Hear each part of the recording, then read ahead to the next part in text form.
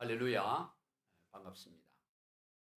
오늘 본문에서 우리는 흔히 예수님의 수제자라고 불리는 베드로가 얼핏 이해하기 어려운 행동을 하는 것을 보게 됩니다. 제자들 중에서도 최고의 제자로 평가를 받았던 베드로입니다. 스스로도 그렇게 생각했고 다른 제자들도 넘버원은 베드로다 그렇게 인정했는데 오늘 본문을 보면 도무지 이해되지 못할 그런 행동을 베드로가 합니다. 어떻게 베드로가 저런 행동을 할까? 저 사람이 우리가 알고 있는 그 베드로가 정말 맞을까? 베드로가 아니고 박드로 아닐까? 김드로 아닐까? 이 베드로가 저러지는 않을 텐데. 예수를 모른다고 한 번도 아니고 세 번을 부인을 합니다. 그러기 몇 시간 전만 하더라도 예수님께서 제자들에게 오늘 밤에 너희가 다 나를 버리리라 그렇게 말씀하셨지요. 그러자 그 말씀을 듣고 제일 먼저 베드로가 모든 사람이 다 주님을 버릴지라도 저는 절대로 버리지 않을 것입니다. 그렇게 말합니다. 자기만 안 버리면 되지 왜 모든 사람을 다 걸고 나는 이 모든 다른 제자와 달라요. 다 배신하도 저는 절대로 그러지 않을 것입니다. 그렇게 장담했습니다. 그러자 주님께서 내가 진실로 내게 이르노니 오늘 밤 닭 굴기 전에 네가 나를 3번 부인할 것이다. 그렇게 말하죠. 그러자 그 소리를 들은 베드로는 얼굴이 불그락 하면서 아니 제가 부인하지 않는다고 그렇게 말씀드렸잖아요. 저는 각오가 단단히 되어 있습니다. 예수님이 옥에 들어가면 저도 옥에 들어갈 것이고 예수님이 죽음의 자리에 이르면 저도 죽을 것입니다. 저를 뭘로 알고 그렇게 말씀하십니까? 그렇게 호언장담을 했습니다. 그런 베드로가 몇 년이 지난 것도 아니고 몇 달이 지난 것도 아니고 아니 며칠이 지난 것도 아니에요. 그저 몇 시간 지났습니다. 그 몇 시간 지나서 예수님을 모른다고 그렇게 철저하게 부인을 하는 거예요. 그것도 대제사장이나 총독이나 권력자 앞에서 부인한 게 아니에요. 한 여종, 이 여종에 대해서 문을 지키는 여종이다라고 요한복음은 말합니다. 요한복음 18장 17절입니다. 문 지키는 여종이 베드로에게 말하되 너도 이 사람의 제자 중 하나가 아니냐 하니 그가 말하되 나는 아니라 하고 종들 중에서 가장 낮은 문 지키는 여종, 계집 여종, 그 여종 앞에서도 나는 예수님을 모른다 그렇게 부인했어요. 그리고는 날이 추워 종들과 경비병들이 모닥불을 피워놓고 둘러서 쬐고 있을 때 베드로도 함께 불을 쬐고 있었습니다. 모른 척하면서. 그러자 불을 쬐고 있던 한 사람이 또 물어요. 아니 예수님을 모른다고 한번 부인했으면 빨리 그 자리를 뜨거나 집에 가든가 하지. 그것도 그 부인하고 나서 또 불 쬐면서 아이고 따뜻하다 이러면서 불 쬐고 있는 거예요. 그리고 함께 불을 쬐던 사람이 아니 당신도 저 사람 제자가 아니요. 틀림없는 것 같은데 이러니까 나는 아닙니다. 딱 잘라. 딱 잡아떼는 거예요. 마태복음에서 맹세까지 하면서 예수를 모른다고 보여요. 내가 저분을 알면 저 사람을 알면 내 손에 장을 지린다고 장을. 그리고 1시간쯤 지난 거예요. 여전히 불 쬐고 있는 거예요. 불 쬐고 뭐 불이 그리. 그랬다 한 사람이. 아니 당신이 저 사람과 함께 이러면서 내 눈으로 똑똑히 봤는데 뭘 아느냐 보냐고. 그랬더니 이 사람이 이번에는 저주까지 해요. 저주. 내가 저 사람을 알면 하늘에서 벼락이 떨어져서 나는 죽어도 내가 할 말이 없어. 모른다고 저주까지 하면서 모른다고 하는 거예요. 마태복음 20장 14절입니다. 그가 저주하며 맹세하여 이르되 나는 그 사람을 알지 못하노라 하니 곧달기 울으다. 아니 어떻게 무너져도 이렇게까지 무너질 수 있습니까? 너무하잖아요. 그것도 베드로가 도대체 그간에 베드로에게 무슨 일이 있었길래 이렇게 철저하게 무너져 내려 버렸을까요? 그것도 몇 시간 사이에. 여러분 베드로의 실패 원인이 어디에 있다고 생각합니까? 먼저 베드로는 자신이 어떤 사람인지에 대해 몰랐던 것입니다. 자신을 과신한 거예요. 자신을 너무 믿었던 것입니다.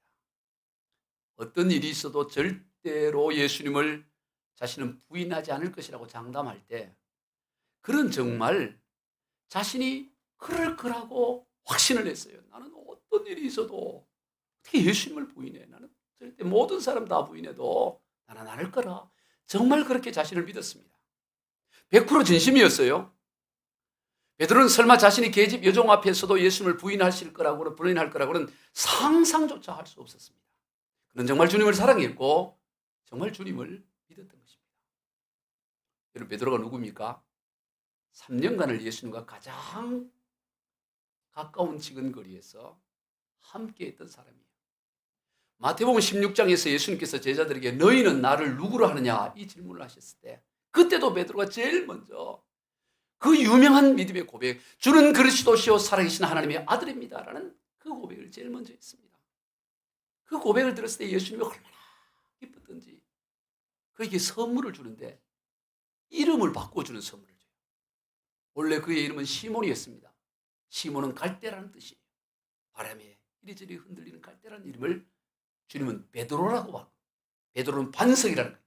어떤 바람이 불고 어떤 것이 요동쳐도 흔들림이 없는 너는 반석이다. 이제 시몬이 아니고 갈대가 아니고 반석이라고 주님이 이름을 계명해 주시면서 내가 이 반석 위에 내 교회를 세우리니 음부의 권세가 이기지 못할 것이다. 그렇게 기뻐하신 거예요. 그러면 베드로가 그런 고백을 하기까지는 지난 3년간에 어떤 일이 있었을까요? 예수님 지근거리에서 모든 것을 다 경험했던 사람입니다. 사람들에서 들것에 실려온 중풍병자, 혼자 걸어서 오지도 못하고 그냥 누워있던 그 들것에 실려온 중풍병자를 예수님이 치유하실 뿐만 아니라 그 중풍병자라고 하여금 네가 들것에 들려온 그 들것을 네가 들고 가라 했을 때 들고 가는 걸 모세가 이 베드로가 바로 옆에서 지켜봤어요. 몸이 썩어 들어가는 그 나병 환자를 어린 아이의 살처럼 깨끗하게 하신 일, 500이어로 장자만 5,000명을 먹이고도 12광주를 남기신 일, 풍랑이는 바다를 잠잠하게 한 일, 물로 포도주를 만드신 일, 앞을 못 보는 맹인들을 눈을 뜨게 한 일, 뭐 무수한 복음서에 기록된 모든 걸 다 베드로가 다 봤어요. 심지어 죽은 지 나흘이나 지난 무덤에 장사 지내는 그 나사로에 나오라 했을 때 배에 동인 채로 나오는 그것을, 그 놀라운 장면도 베드로는 가까이서 봤다 이 말이에요. 더군다나 산상수훈을 비롯하여 주옥 같은 말씀을 다 들었습니다. 그저 목사님의 설교를 듣는 수준이 아니고 직접 예수님으로부터 귀한 말씀 다 듣고 이해가 되지 않으면 묻고 다시 또 깨닫고 모든 걸 다 경험한 베드로. 어떻게 그런 그가 3번이나 예수님을 모른다고 부인할 수가 있단 말입니까? 여러분, 그 중에 어느 하나만 경험해도, 여러분 여기 지금 앉아서 오늘 주일 예배 드릴 사람 없어요. 목사님 내려오세요. 제가 할 테니까. 그럴 거예요. 죽은 나사로 걸어 나오는 거 구경만 했다 그래도 그거 갖고 1시간 집회, 10시간 집회도 할 수 있어요.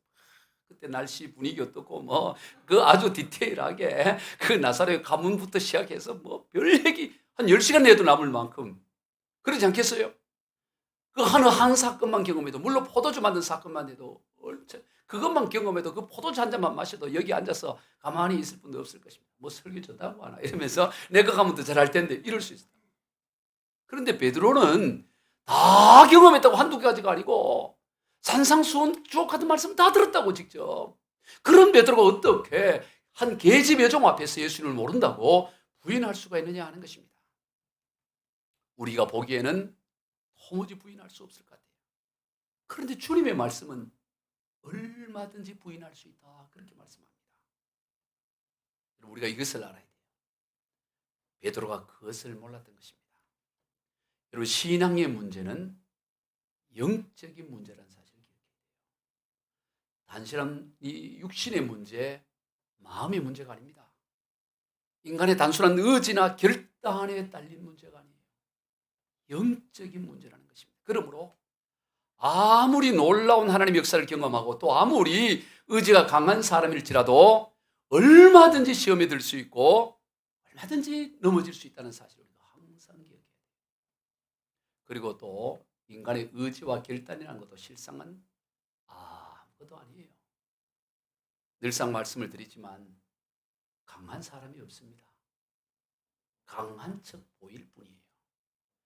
강한 척 하는 사람만 있지 강한 사람이 없어요.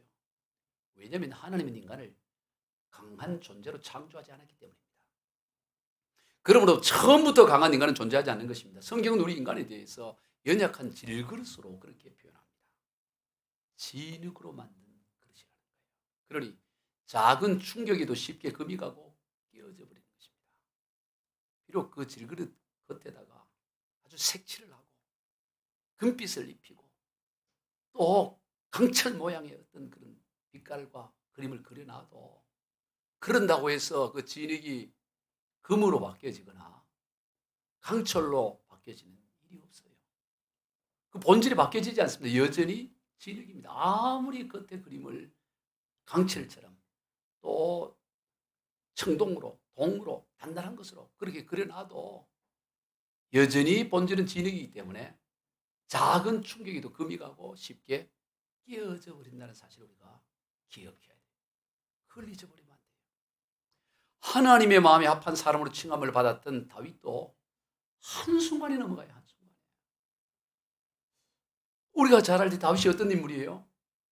그 이스라엘의 모든 군사들과 심지어 그 준수하게 잘생기고 용감했던 사울 왕마저도 골리앗 앞에 벌벌벌벌 떨었을 때 소년 다윗이 창독칼도 아니고 돌멩이 하나 들고 가서 그를 쓰러뜨려 버리는 그런 인물이 다윗 아니에요. 나중에 사울 왕의 미움을 받아서 도망자의 신세로 온갖 고초를 겪을 때 사울 왕을 죽일 수 있는 절호의 기회가 2번이나 있어요. 그냥 칼만 한 번 휘두르면 그냥 끝나는 겁니다.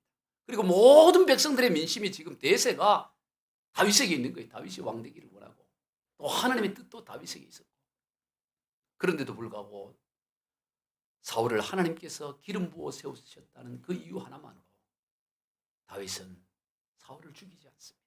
그만큼이나 신실한 믿음의 사람이었어요. 세상적인 눈으로 볼 때는 바보스러울 만큼 믿음의 사람이죠. 그냥 칼 한 번만 휘두르며 지금 모든 게 다 상을 다 차려놨는데 숟가락 뜨고 먹기만 하면 되는데 그런데 그걸 보고 그리고 이동굴 저동굴 피해 다니면서 여러분 동물 생활이라는 게 하루 이틀이지 얼마나 축축하고 얼마나 그 어려운 거예요. 도관이든 쥐잖아요. 밖에서 봉쇄해버리면 끝나잖아요. 얼마나 불안한 생활이겠어요. 그런 생활에서 칼 한 번만 휘두르면 바로 금은 보화로 장식된 왕궁 생활로 바뀌어지는 거예요. 그런데도 그러질 않는 것입니다. 그만큼이나 신실한 다윗이에요.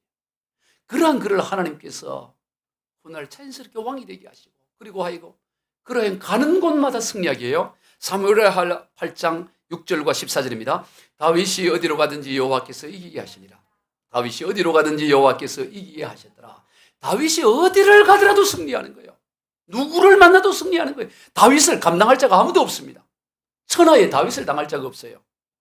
그런데 한 여인이 그저 목욕하는 거 보고 아니 목욕하는 거 때밀면 더럽잖아요. 근데 그거 보고 한순간에 무너져요. 한순간에. 아니, 저 사람이 다윗이 맞을까? 우리가 알고 있는 단윗 아닐까? 어떻게 다윗일까? 아니면 나윗, 가나 다윗.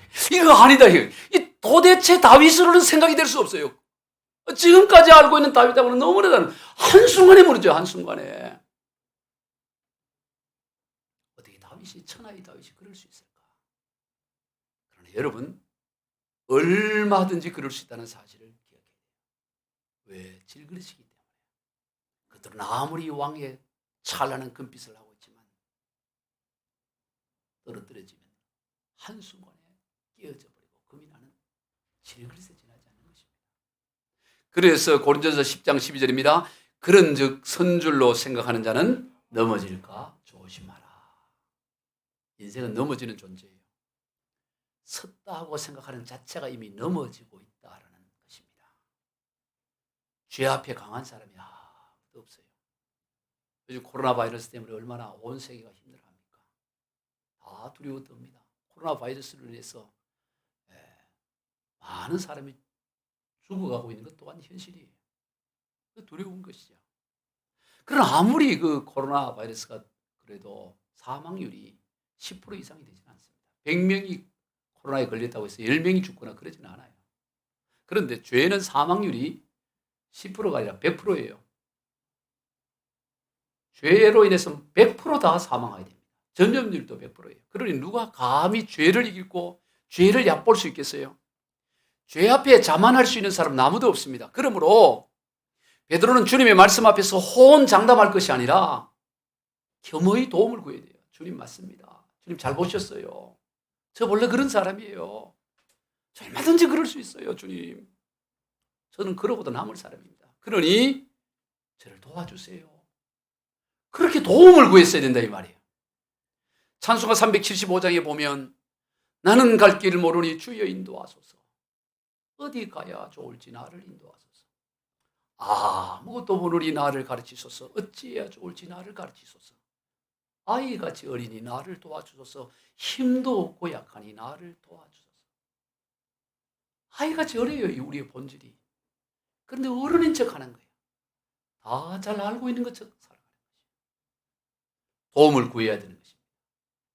기도고요. 도움을 구하는 기도를 해야 하는 것입니다. 그런데 베드로는 자신을 믿고 기도하지 않았습니다. 아니, 기도의 필요성을 느끼지 않았던 것입니다. 그래서 기도해야 될 시간에 잠을 잤던 것입니다. 그런 베드로를 예수님이 3번이나 찾아오셔서 깨워요. 그냥 한 번 깨우고 안 되면 그냥 놔두지. 한 번 깨우고 또 깨우고 또 깨워요. 왜요? 기도하지 않으면 100% 넘어지는 것이 사실이기 때문에. 시험에 들 수밖에 없기 때문에. 누가복음 22장 46절입니다. 이르시되 어찌하여 자느냐 시험에 들지 않게 일어나 기도하라 하시니라. 기도하지 않으면 시험에 들 수밖에 없기 때문에 깨우고 또 깨워요. 예수님께서도 땀이 핏방울이 되어 땅에 떨어질 정도로 그렇게 애쓰고 힘써도 간절히 기도했는데 베드로는 정작 그 시간에 잠을 자버립니다. 왜요? 자신을 믿었던 거죠. 여러분, 사람들이 왜 기도하지 않을까요? 시간이 없어서일까요? 아닙니다. 여러 가지가 이유가 있지만 가장 본질적인 것은 자신을 믿기 때문이에요. 내가 이미 해온 경험, 이 정도는 내가 다 할 수 있다는 자만 때문에 기도하지 않는 것이죠. 그것이 넘어짐의 시작인 것입니다. 기도하지 않는 그 자체가 이미 시험에 든 거라고 봐야 됩니다. 그러므로 사단의 최대 전략은 기도를 막고자 하는 데 있습니다. 어떤 이유로든지 기도를 막게 하는 것입니다. 베드로는 자신을 믿었고 기도하지 않았습니다. 그 결과 그는 사람들 앞에서 얼굴을 들 수 없을 정도로 넘어져요. 부끄러워서. 자기도 넘어지고 나서 아차, 내가 어떻게 이렇게 넘어졌지? 깜짝 놀라는 거예요. 남들도 놀랐지만 베드로 자신도 놀라는 것입니다. 마치 하늘 높이 날던 연이 끈이 끊어져서 저 구석덩이에 처박혀 떨어진 것과 같게 됩니다. 그때는 막 하늘 날면서 뭐든지 할 수 있을 것 같은데 그냥 끈이 끊어지니까 한순간에 혼두박질을 치고 땅에 떨어져요. 여러분, 우리 그리스도의 삶이 그런 거예요. 기도의 끈이 끊어지면, 하나님과의 관계의 끈이 끊어지면 금방 무너져 내립니다. 믿음 좋은 사람 어디 있어요? 여러분, 착각하면 안 됩니다. 믿음 좋은 사람 없어요. 믿음이 좋은 것처럼 보일 뿐입니다. 끈이 끊어지면 한순간에 그냥, 아니 천하의 베드로도 그런데 여러분, 베드로가 경험한 것의 10분의 1인들 우리가 경험했고 100분의 1인들 경험했겠어요? 베드로도 한순간에 무너지는데 누가 감히 내가 믿음이 좋아서 나는 그럴 사람 한 사람도 없는 것입니다. 그리고 베드로가 예수님을 부인한 또 하나의 이유는 예수님과 거리에 있어요. 오늘 보면 54절입니다. 예수를 잡아 끌고 대제사장 집으로 들어갈 새 베드로가 멀찍이 따라가니라. 바로 예수님과의 거리. 예수님 지금 잡혀서 대제사장 집으로 끌려가실 때 베드로가 딱 달라붙어서 가는 게 아니고 멀찍이 떨어서 뒤를 따라갔던 것입니다. 이를 세번역 성경에서는 이렇게 번역합니다. 그들은 예수님을 붙잡아서 끌고 대제사장 집으로 데리고 왔다. 그런데 베드로는 멀찍이 떨어져서 뒤따라갔다. 멀찍이 떨어져서 예수님을 따라가는 것입니다. 다윗의 증조 할머니가 되는 이가 룻기서에 나오는 룻이죠. 그녀는 이방 모압 여인입니다. 그런 그녀가 모압으로 이주를 해온 유대 베들레헴 사람 엘리멜렉과 그의 부인인 나오미 사이에서 태어난 둘째 아들 기럧과 결혼을 해요. 그 모압 사람이 유대인 남편과 시어머니와 결혼을 하게 된 거죠. 근데 얼마 지나지 않아서 그 집안의 모든 남자들이 다 죽어버렸어요. 시아버지도 죽고 시아주버니도 죽고 자기 남편도 죽고 다 죽어버린 겁니다. 그래서 시어머니 나오미는 거기를 정리하고 고향 베들레헴으로 돌아가려고 하는 것입니다. 그때 룻이 자신도 시어머니 따라서 베들레헴 가겠다 그렇게 하니까 나오미가 아니다 아가 넌 날 따라오지 마라. 나는 이미 다 늙었고 너 가봐야 내가 좋은 거 하나도 없다. 너 친정집으로 돌아가서 새 출발해라. 그렇게 만류를 합니다. 그런데도 룻은 아닙니다 어머니. 저는 어머니 따라가겠습니다. 아니야. 날 따라오지 마. 그러니까 이 며느리가 뭐라 그러냐면 내게 어머니를 따르며 어머니를 따르지 말라고 돌아가라. 강권하지 마옵소서. 어머니께서 가시는 곳에 나도 가고 어머니께서 머무시는 곳에 나도 머물겠나이다. 어머니의 백성이 나의 백성이 되고 어머니의 하나님이 나의 하나님이 되시리니 어머니께서 죽으시는 곳에 나도 죽어 거기 묻힐 것이라. 만일 죽는 것 외에 어머니를 떠나면 여호와께서 내게 벌을 내리시고 더 내리시기를 원하나이다. 그런 고백을 해요. 이 이방 여인 룻이 죽는 그 자리까지 나는 따라가겠습니다. 절대로 저는 어머니 떠나지 않겠습니다. 왜 그랬을까요? 바로 이 룻은 시어머니 나오미를 통해 하나님을 알고 하나님을 믿게 된 거예요. 모압 땅의 그 우상천지 그 모압 땅에서 그 잡다한 신과 비교할 수 없는 유일하신 하나님의 그 여호와 신앙을 나오미를 통해 발견하게 된 거예요. 오늘 우리로 말하면 무당집 딸이었는데 온 집안이 무당, 삼촌도 무당, 다 무당이고 그런데 예수 믿는 집안에 와서 신앙생활 하다 보니까 이런 세계가 있구나 하고 그걸 깨닫게 된 것 같은 것이죠. 그래서 절대로 저는 어머니 떠나지 않겠습니다. 어머니와 하나님이 나의 하나님입니다. 죽으면 죽었지 어머니 떠나 그렇게 하는 겁니다. 여러분 그때 유대인들은 이 모압 사람들을 아주 멸시를 했어요. 인간 취급을 하지 않았습니다. 그런데 그 땅으로 남편도 없고 그저 늙은 시어머니 모시고 살아가야 하니 그렇게 결단하는 이 룻을 주변 사람들이 야, 너 참 귀한 결단했다 하고 박수 쳐주고 그 칭찬해 줄 사람이 누가 있겠어요? 그 친정 식구들이 룻이 시어머니 따라간다 그럴 때 뭐라 그러겠습니까? 네가 정신이 있나 없나? 아니 시어머니가 같이 가자 그래도 안 된다고 해야 되는데 시어머니가 알았어 친정집으로 돌아가서 새 출발하는데 왜 그 시어머니 따라가 늙은 시어머니? 너 가서 네가 대소변 네가 다 해야 되고 가려야 될 텐데 네 요즘처럼 요양병원도 없는데 네 어떻게 할래? 네 시어머니 어떻게 할래? 뭐 그 온 집안 친정 식구들이 다 야단치지 않겠어요? 친구들도 다 만류를 할 것입니다. 이 어리석은 데가 좀 정신 차려, 정신 똑바로 봐. 이 세상을 몰라갖고 뭐 이러면서 다 만류하지 않겠습니까? 누가 베들레헴으로 가는 이 룻을 지원해주고 잘했다고 할 사람이 누가 있겠어요? 그런데도 룻은 나오미를 따라 베들레헴 행을 택합니다. 그리고 결국 예수 그리스도의 족보에 오르는 영광을 누리게 되죠. 그럼 어떻게 그가 그럴 수 있었을까 하는 것입니다. 시어머니 나오미를 쫓아가게 됩니다. 오늘 본문에 보면 룻기 1장 14절을 같이 봅시다. 시작. 룻은 그를 붙쫓았더라라는 표현이 있어요. 여러분 이 붙쫓았다는 것은 우리가 잘 쓰지 않는 표현이잖아요. 근데 성경에 나오는 표현 중에 아주 멋진 표현이에요. 붙쫓았다. 붙어서 쫓았다는 말 아니 있어요. 붙쫓았다. 이런 표현들을 우리는 거의 안 쓰지만 아주 멋집니다. 붙쫓았다. 이거를 세번역 성경에서는 그러나 룻은 오히려 시어머니 곁에 더 달라붙었다. 즉 붙쫓아서 탁 달라붙은 거예요.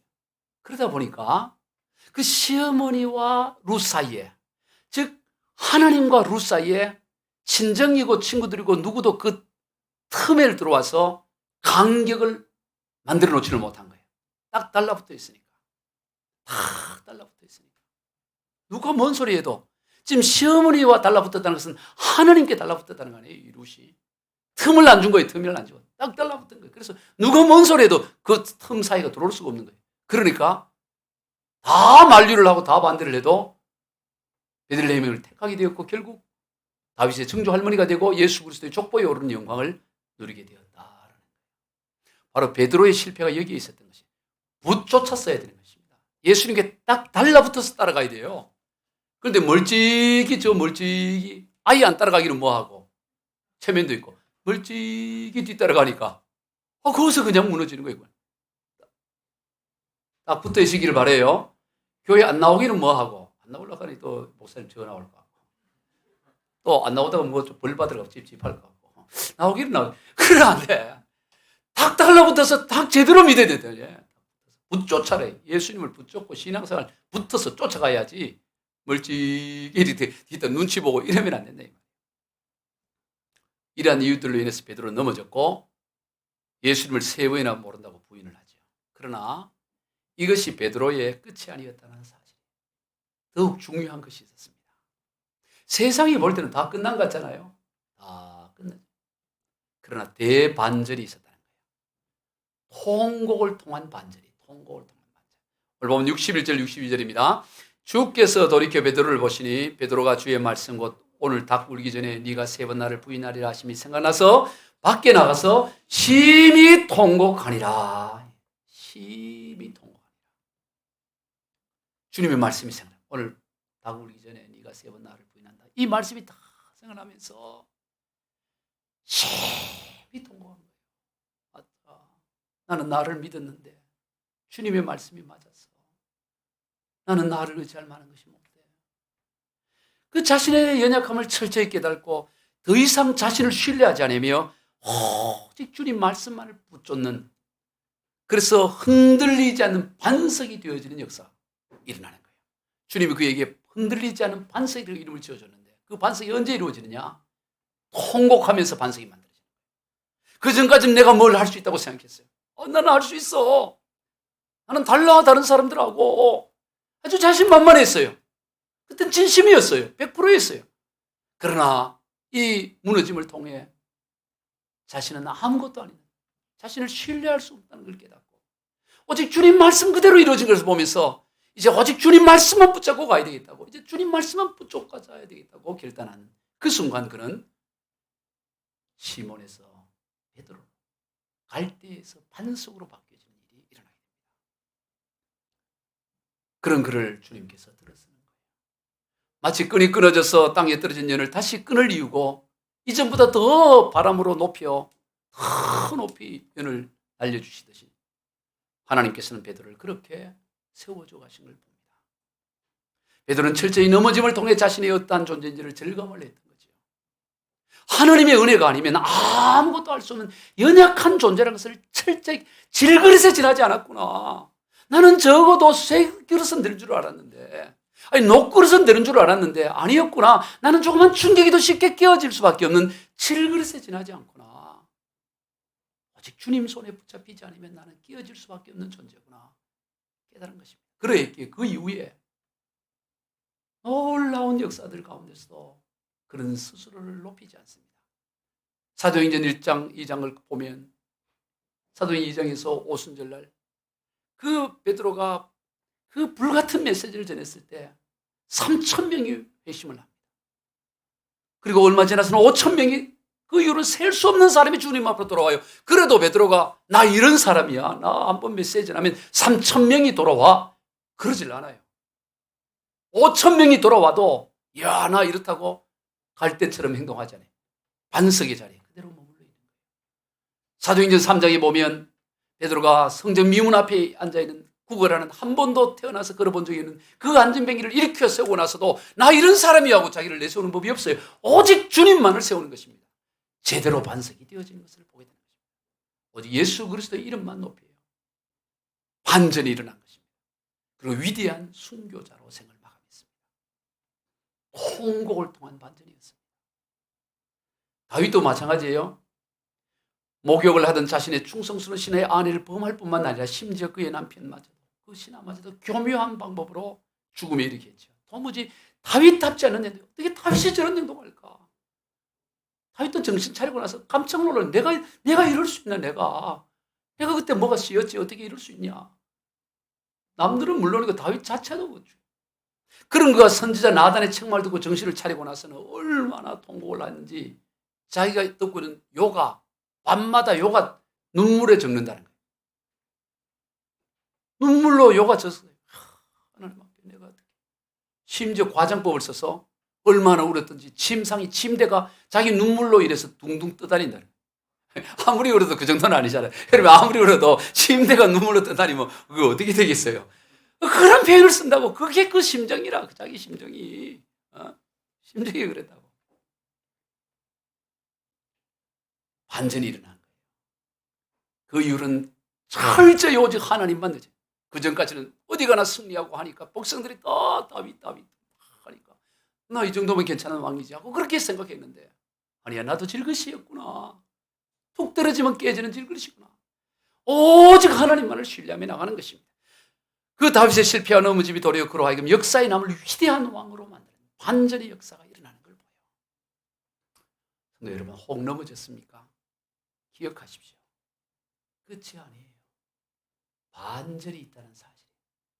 새로운 시작이 있습니다. 잠언 24장 16절입니다. 대저의는 7번 넘어질지라도 다시 일어나려거니와. 다시 일어나요. 다시 일어날 수 있습니다. 뭐가 하면? 돌이키기만 하면, 회개하기만 하면, 하나님 앞에 나와 통곡하기만 하면 얼마든지 다시 일어설 수 있다는 것입니다. 왜 그렇습니까? 하나님의 은혜는 우리의 연약함보다 더 크기 때문이에요. 온전히 돌이키기만 하면 새로운 출발이 시작됩니다. 인간의 눈물을 창조하신 하나님은 눈물에 가장 약해요. 그래서 하나님 앞에 나와 울기만 하면 새로운 역사를 하나님께서 만들어주셔요. 여러분 하나님이 약할 게 뭐 있겠어요? 창조주 하나님인데. 그런데 하나님은 눈물에 약해. 남자들 가운데도 여인의 눈물이 약한 남자들 많잖아요. 울면 알았어 내가 다 해줄게. 알았어 내가 미안해. 이러잖아요. 저도 그 중에 하나인데. 울면 약해질 수 있는 게 인간이야.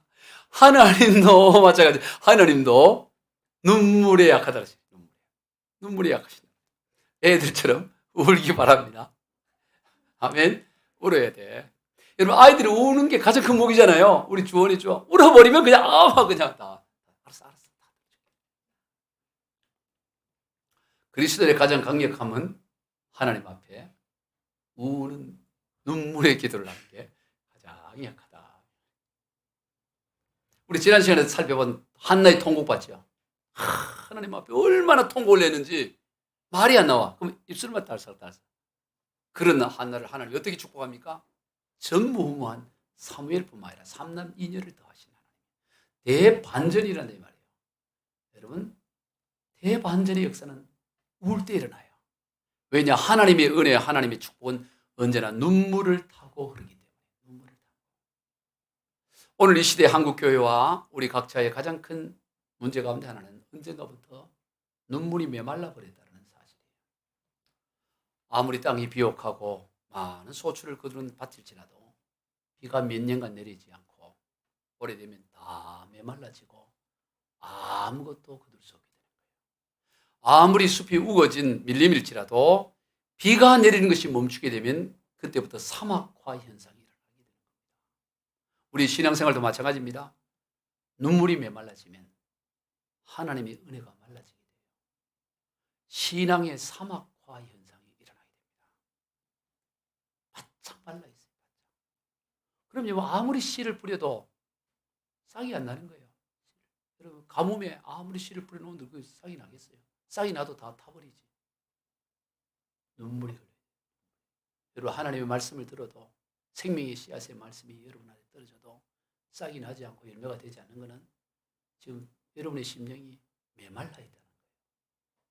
바짝 말라 있으니까 어떤 좋은 설교를 들어도 그때는 잠깐 이렇게 싹이 나는 것 같지만 금방 말라서 죽어버려요. 다시 뭐 해야 되느냐? 울어야 되는 거예요. 심령을 눈물로 적셔놔야 돼요. 그래야 거기에 하나님 말씀이 떨어지고 복음의 씨앗이 떨어질 때 그것이 자라 열매를 거두게 되는 것이죠. 아무리 사막 같은 땅일지라도 다시 비가 내리면 얼마 지나죠? 숲이 되어지는 거예요. 우리가 이걸 알아야 됩니다. 하나님 앞에 나와 울게 되면 인간의 끝난 지점이라고 생각하는 그것이 바로 새로운 출발 지점이 된다. 큰 일이 일어났다. 어떤 인생에 문제가 있을 때 하나님 앞에 눈물의 기도를 했어요. 안 되면 억지로라도 울어. 하나님은 눈물이 약하니까. 옛날 서러운 걸 생각해서도 울어보라고. 그럼 울다 보면 눈물이 나. 억지로도 울어야지. 여러분, 비가 안 내리면 어떻게 해요? 물을 퍼서라도 갖다 붓잖아요. 양수기로 물 풀어 올리잖아요. 억지로라도 울어요. 그러면 하나님 은혜가 임한다. 베드로가요, 그 넘어짐에 대해서 하나님은 이미 주님은 아시고 이런 말씀을 해요. 누가복음 22장 31절 시몬아 시몬아 보라 사탄이 너를 밀가 아래 부듯 하려고 요구하였으나 그러나 내가 너를 위하여 내 믿음이 떨어지지 않기를 기도하였으니 너는 더럽힌 후에 내 형제를 굳게 하라. 주님이 미리 말씀하신 거예요. 그 전에 이미 말씀을 하셨어. 내가 너를 위해 기도했다. 넌 3번 부인하게 될 거다. 그러나 다시 돌이키고 다시 일어나서 사명을 감당해라. 연약한 베드로를 위한 주님의 기도는 또한 이 시대를 살아가는 연약한 우리들을 위한 기도이기도 한 것입니다. 베드로를 위해 기도했던 그 내용이 곧 저와 여러분을 위해 한 기도예요. 얘야, 너 넘어져. 그러나 너의 연약함을 위해 내가 기도했으니 돌이키고 일어나 다시 가면 돼. 더 굳세게 사명 감당하라. 말씀을 정리합니다. 모든 인생은 약합니다. 특히 죄 앞에서 강한 사람은 아무도 없습니다. 천하의 다윗도 천하의 베드로도 그다할진데 항차 저와 여러분이 무엇이라고 죄를 이길 수 있는 능력이 우리 안에 있겠습니까? 무슨 힘으로 이길 수 있겠습니까? 늘 깨어 기도해야 되는 거예요. 늘 주님의 도움을 구해야 되는 거예요. 그리고 설령 넘어졌다 할지라도 주님의 은혜와 사랑은 우리의 연약함보다 훨씬 더 크기 때문에 돌이키기만 하면 돼요. 이미 주님은 우리를 위해 그 기도를 해놨어요. 너는 연약하여 넘어져도 너를 위해 내가 기도했다. 다시 돌이켜서 굳게 사명을 감당해라. 주님이 이미 기도해 놓으신 게 있어요. 그러므로 우리는 돌이켜 통곡하고 나가면 새로운 출발점이 시작된다는 것입니다. 대반전이 일어나는 것입니다. 우리 모두 그러한 인생들이 다 되시길 주 예수 그리스도 이름으로 축원드립니다. 기도하시겠습니다. 하나님 아버지 감사합니다. 우리는 약합니다. 강한 자가 누가 있겠습니까? 베드로도 넘어졌는데 다윗도 넘어졌는데 우리가 한시도 질그릇이라는 사실을 잊어버리지 않게 하여 주시옵소서. 작은 충격에도 깨어지고 부서지고 금이 가는 게 우리의 실존입니다. 그러나 하나님 우리가 설령 그러하다 할지라도 눈물의 기도를 통해 회복시켜 주시는 하나님의 은혜가 있음을 기억하고 눈물의 기도로 돌이켜 회복되는 삶이 되게 하여 주옵소서. 축복하며 예수님의 이름으로 기도하옵나이다. 아멘.